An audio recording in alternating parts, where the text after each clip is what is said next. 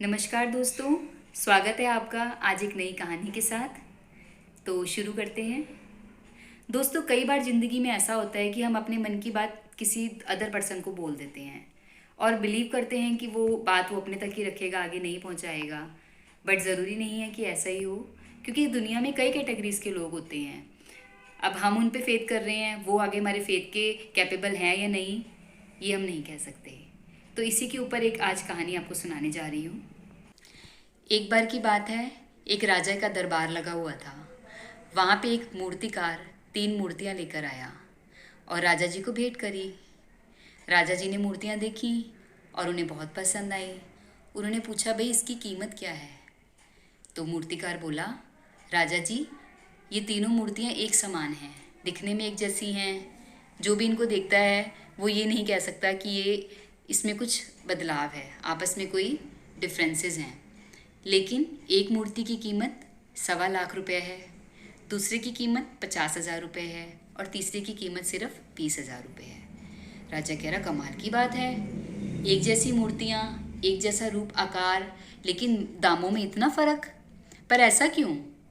तो मूर्तिकार बोला, राजा जी ये आप पे निर्भर करता है कि आप कौन सी मूर्ति लेना पसंद करेंगे।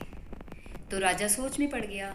वो बोला कि एक मूर्ति इतनी महंगी और एक मूर्ति इतनी सस्ती, मैं क्या करूं, कैसे पता लगाऊं कि इनमें क्या फ़र्क है? तो उसने अपने दरबार में बोला कि क्या कोई इन मूर्तियों में अंतर पता लगा सकता है?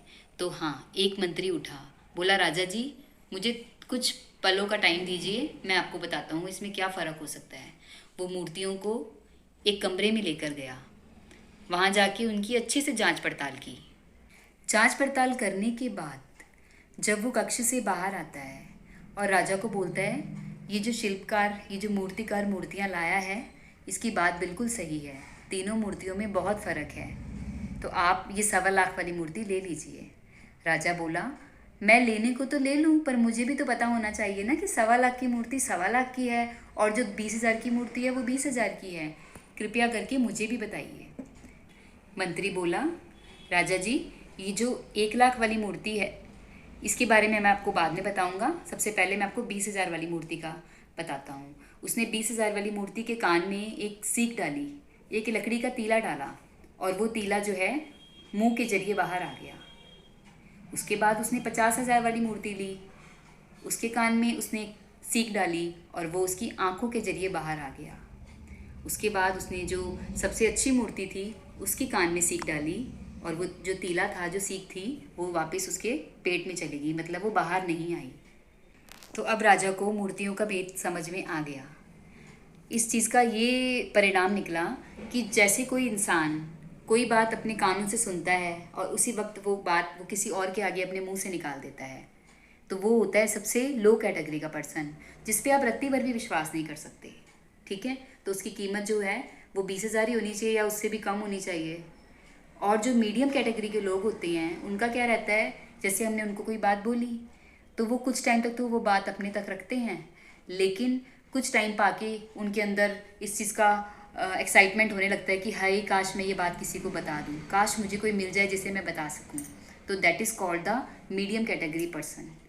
और जो 1.25 लाख की कैटेगरी वाले पर्सन हैं, दैट मीन्स कि उनकी कैटेगरी एक डायमंड की तरह है, गोल्ड की तरह है, प्योर।